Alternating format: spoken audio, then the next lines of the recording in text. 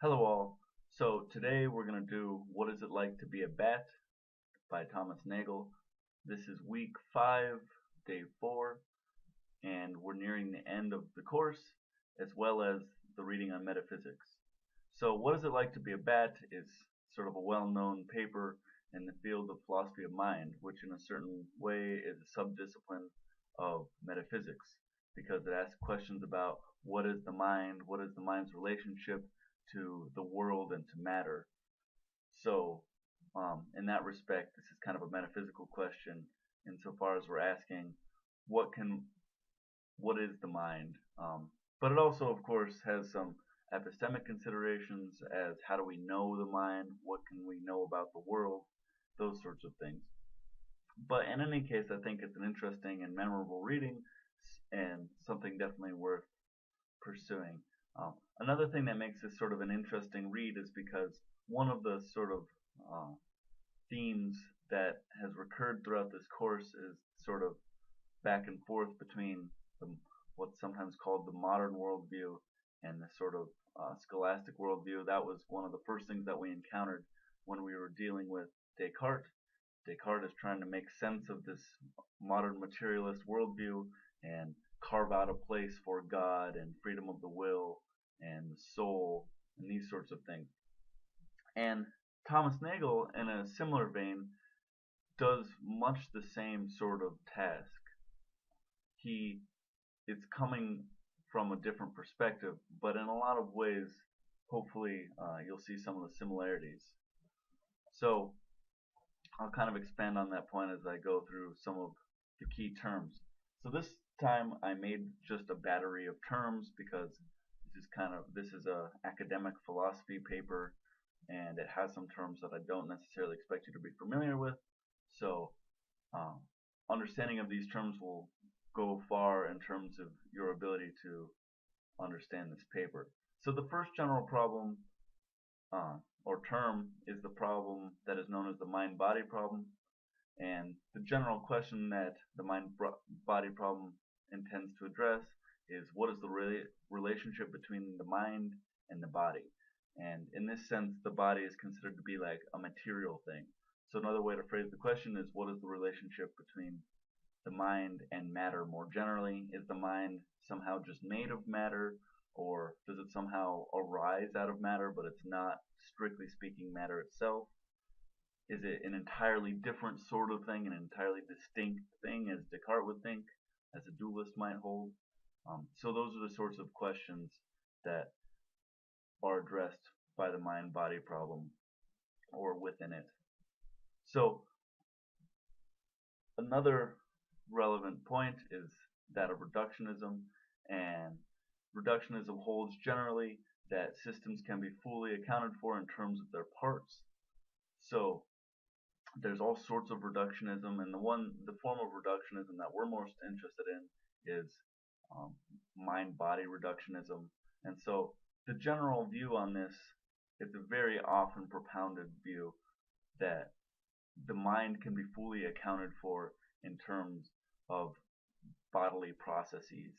Pick your favorite scientific subdiscipline, and you'll probably find an account that tries to explain the mind in terms of the movement of electrons or various neural pathways, or maybe a certain like traits that were selected for through various evolutionary histories, or maybe sociologists will just say it's sort of cultural imprinting or socialization processes, or some other sort of account like that. And what's common to all of these sorts of account is that they try to reduce the mind to some other sort of set of constituent parts and explain what the mind is just fully in terms of chemicals or some other sort of uh, process or parts. So it's reductive in nature is the idea. Um, and one of the most common forms of reductionism is physicalism, and this is the thesis that everything is physical, everything is matter. So you can see how all of these terms sort of relate to each other. So one answer to the mind-body problem is reductionism, and The form of reductionism that is the answer is physicalism. So um, that's a very common response to the question, what is the relationship between the mind and the body? Well, it can all just be explained or accounted for in terms of physical matter. So all the mind is just various chemical compounds um, moving around, or various sort of electrons moving back and forth, or neuronal pathways. These sorts of explanations are physicalist accounts of the mind. And it'll be important to note as we go on that this sort of explanation, this sort of reductive physicalist account of the mind, is precisely what Nagel intends to argue against. He wants to say that any sort of reductive account of the mind is going to, by its very nature, miss out on part of what it is to be a thinking, experiencing thing. So I think this is interesting also insofar as these are very common sorts of explanations. A lot of people just say, oh, well, maybe another one that I didn't already reference is in psychology. There was a live school of thought that isn't so lively today, but behaviorism, that you can just account for um, everything. The mind is just behaviors, or something roughly like that, or various dispositions to behave in certain ways. And Nagel's going to say that's going to miss out on an important part of the set of facts. So if you're not explaining everything that is a relevant fact, your theory is insufficient. And since all forms of reductionism don't explain all of the relevant facts, they all sort of fail in the same way. Another term that Nagel throws around and never defines, which is a bad habit, he shouldn't do that, is objective and subjective. So objective, I take it he means something like can be characterized in intersubjective terms. So elsewhere I have defined objective as mind independent, and I don't think Nagel means anything that strong. He just means some sort of terms that don't depend on any particular first person perspective. Maybe if you could, an objective characterization would be maybe mathematics or something like that, right? Science is increasingly quantifying things mathematically, and this sort of characterization can be understood by people across the globe and potentially other sorts of intelligent life.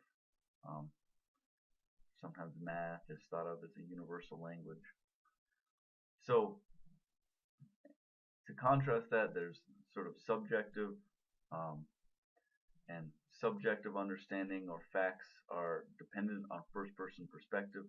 So insofar as you're able to understand this sort of fact or have an understanding of some state of affair, it necessarily depends on having a certain unique perspective. So the classic example that I think I've referenced repeatedly by now is that of experiencing red. So there is something that it's like to experience red, and there's a certain feel of redness that you get qualitatively. It's a subjective experience.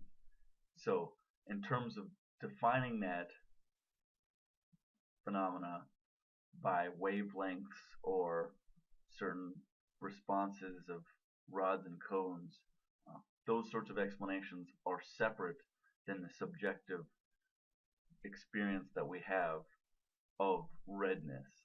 And so it seems like computers or something could completely explain the sort of pathways that are firing and the various wavelengths of light, but they wouldn't access the subjective fact of what redness feels like, what it seems like to us. So that's the general contrast.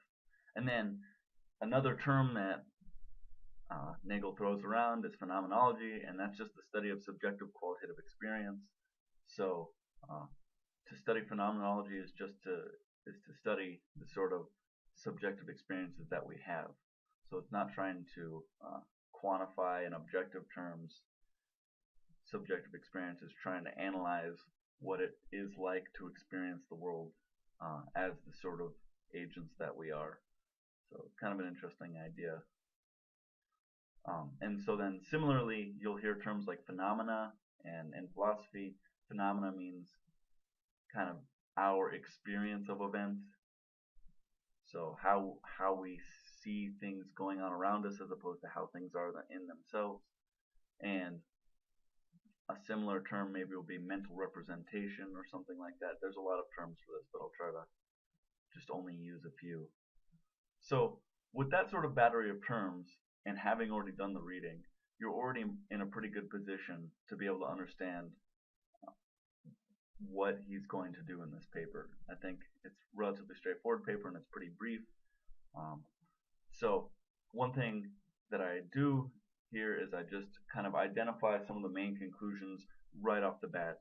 And I think if you keep these in mind and then read the paper or reread the paper, you'll be in a good position to understand the arguments that lead to these sorts of conclusions. And for this first one, I've already hinted at the general conclusion, but it's a sort of anti-reductionist account. Um, and the general idea here is that subjective experience is not reducible to objective characterization. That any time in which you try to account for example, the feeling of red in terms of certain chemical pathways or in terms of rods and cones and wavelengths, you're going to lose something in your theory. And what you're going to lose is that subjective experience. And that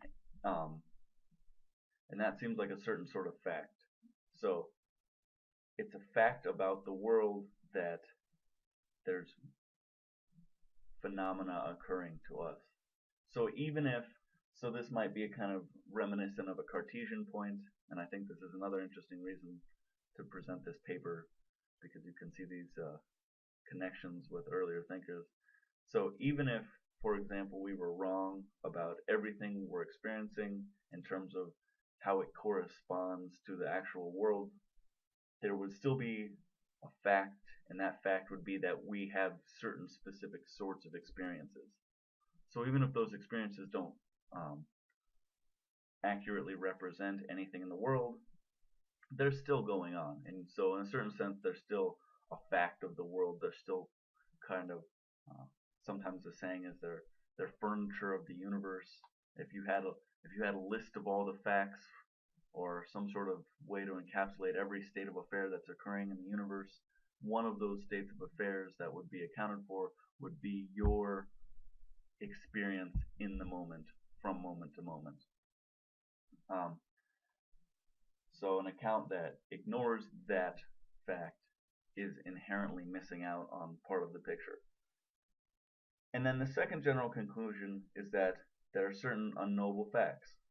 And this is kind of maybe it's obvious in a certain way, but I think especially philosophers at least try to explain everything, or this is probably not unique to philosophers, maybe scientists in general, or just people that are trying to explain the world at large think at some point science can explain everything, or that philosophy can account for everything.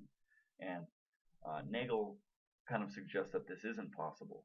So in a lot of cases, there's ideas of like the singularity, when everything can be explained, or when we just have a total theory, a unified theory of all of the universe.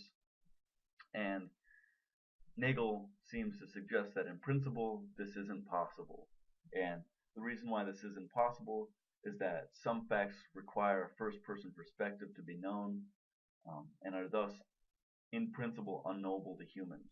So the classic example that he employs here is that of bats. So there is something that it is like to be a bat, and even if we get a perfect physics and whatever other physiological facts about bats, we can predict and characterize their behavior in all sorts of ways, we're still never going to be able to feel what it is like to, be excited about a moth that we perceived via echolocation and then go and chase it down and eat it or something like that. You can't really ever reasonably imagine that. You can kind of try to think of yourself doing those things, but that's just kind of strange. And that clearly isn't what it's like for a bat to be doing those things. That's just trying to imagine yourself having wings and hanging upside down and doing other weird bat things. But insofar as we're committed to the idea that at least mammals are conscious, there's something that's unique to their experience of the world, and any sort of scientific characterization of that form of life in terms of behaviors or in terms of brain states or anything else isn't going to be able to capture that subjective side of things. So I've probably already said a lot of this because I just ran through it, but here's kind of a formalization of things. This isn't perfectly rigorous, but it gives you a sense of what's going on. So the first premise that I identify is there, and there's many ways to present this, and you could make it more rigorous, but this is just a way to give you an idea. So first thing is there's something that it is like to be a bat. I swear I read these, and then I guess I just read over the typos. So there's something that it's like to be a bat. So a motivating idea in this premise is that just that, you know, we're all organisms somehow distantly related, more or less, and insofar as we think that humans have sort of a subjective experience of what it's likeness, we would also think that other organisms that are relatively closely related to us would also have some sort of subjective experience, and bats, as strange as they are relatively closely related to us compared to, you know, sponges or something like that. So odds are they probably have enough cognitive capacity to have a subjective experience. And if bats really bother you, pick your dog or your horse or something else that you think has some sort of experience. And so if they have an experience, there is some fact of the matter about what it is like, about what's going on when they experience. So that's a fact about the world, just like there are lots of other facts about the world, about certain arrangements of um, you know, physical objects. There's a certain arrangement of ideas or mental representations going on in with a bat. And importantly, this sort of fact about the world can't be known objectively. So you're not going to be able to know what it's like to echolocate moths by trying to project our kind of spatial visual system onto a bat and then say, oh, we've got it now, or to just kind of measure how they do it and then say, now we know what it's like to be a bat. This kind of point I've repeated a few times, but I think sometimes people think, oh, echolocation is just kind of like vision, but everything's kind of like represented like a grid or something like that, like maybe like the Batman movies. But there's just really no way that we can conceive of this qualitative subjective experience. So if we can't do it objectively, the only way that it can be known is subjectively, because of course it can be known because it's a certain sort of fact and there's an experience being had. So you might want to do some work in identifying the relationship between these two premises, because you might think there are unexhausted alternatives. Maybe there's something besides just objective and subjective, although I'm not sure there is. But you might need to explain that connection at least. So if this fact can only be known subjectively, it's non-reducible.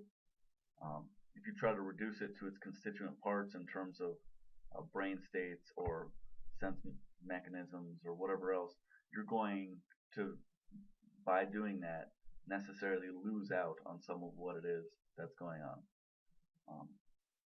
And also kind of entailed in this argument is just the fact that these sorts of subjective facts are unknowable to non-bats because, of course, they're only knowable by this sort of first person subjective perspective.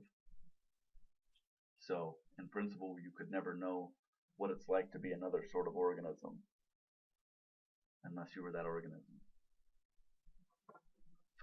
So, um, these are already kind of illustrated. There's the two motivating cases, that of bats, and then he also mentions Martians. I won't be redundant and talk about bats again, but leave it as sufficient that bats have a radically different way of living than we do, and they probably have conscious states, at least minimally.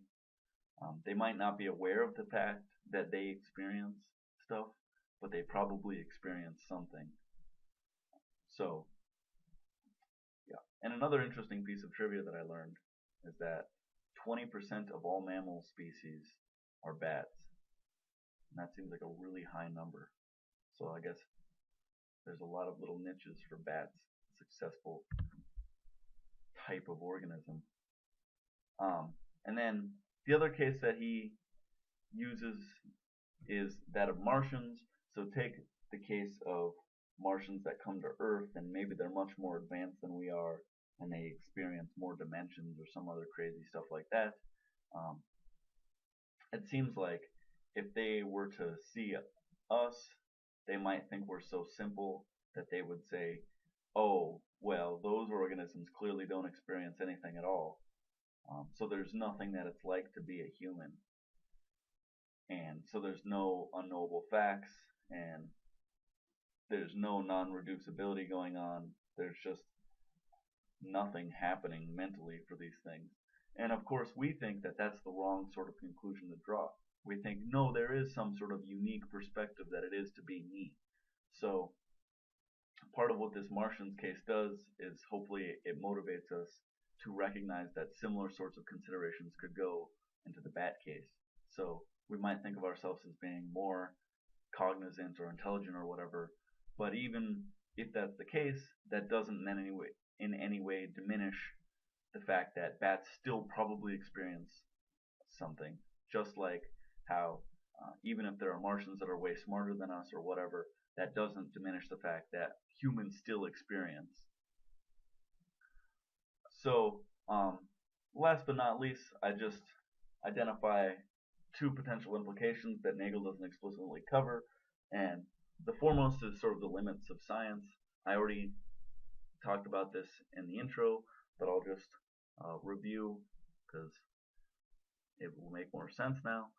Um, so the idea here is just that a lot of times we think, or scientists at least will suggest that at some point in future human history we'll be able to have an account of everything that science can explain, all the mysteries, everything all the way down.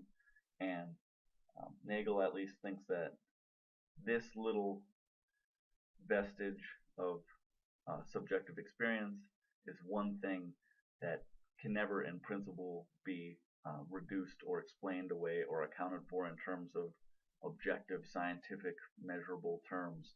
The only way it could be made sense of is by the subject, because the more objective it gets, the more it takes away from the first person perspective.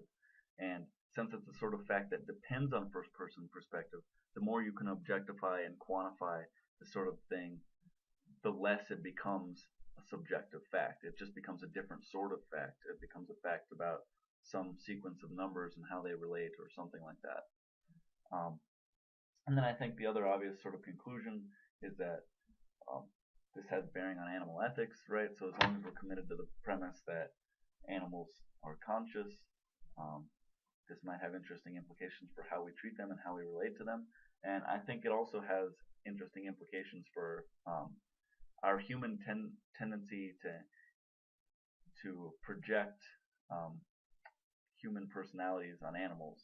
So